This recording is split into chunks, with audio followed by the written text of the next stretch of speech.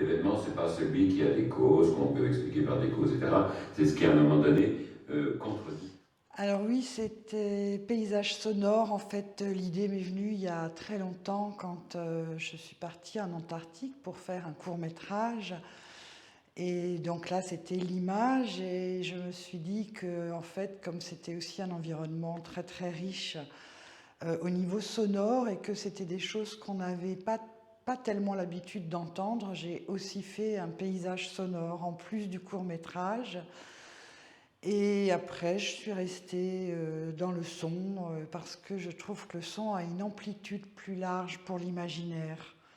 Donc l'image enferme un petit peu dans un cadre et avec le son, la puissance expressive est plus importante. Voilà, c'est comme ça que c'est venu.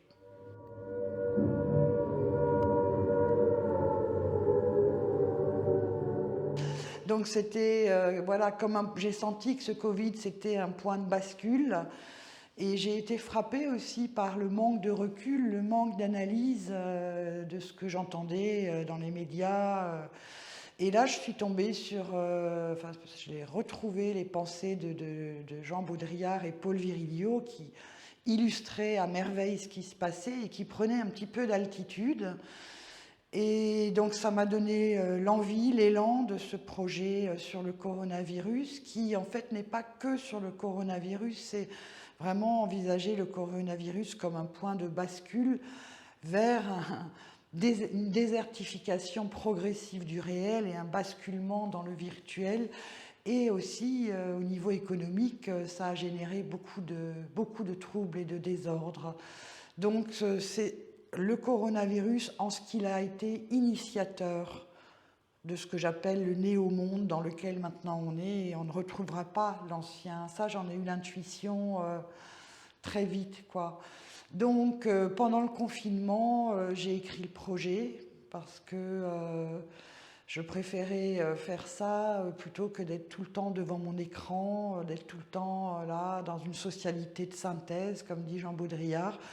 Et donc j'ai profité du confinement pour écrire ce projet et c'est comme ça que le projet est né.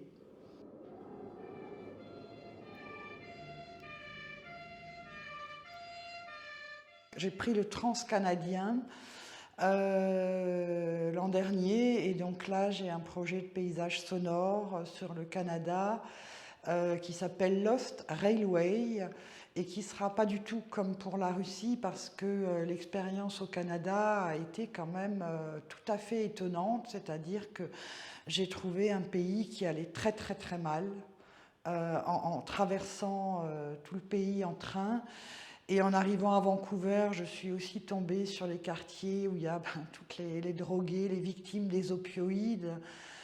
Et la question de ce projet, c'est un petit peu, est-ce que ce train, en traversant ce pays, roulait vers notre avenir, c'est-à-dire des gens aussi très très sur leur téléphone, à parler fort, à ne plus s'occuper des autres, et aussi un délabrement du tissu social et de la situation économique, à tel point que Justin Trudeau a démissionné en plein mandat, donc c'est bien que le pays ne va pas bien. Donc c'est pas du tout la fresque historique comme j'ai fait et sensible sur la Russie, qui est un pays qui me touche beaucoup plus de toute façon.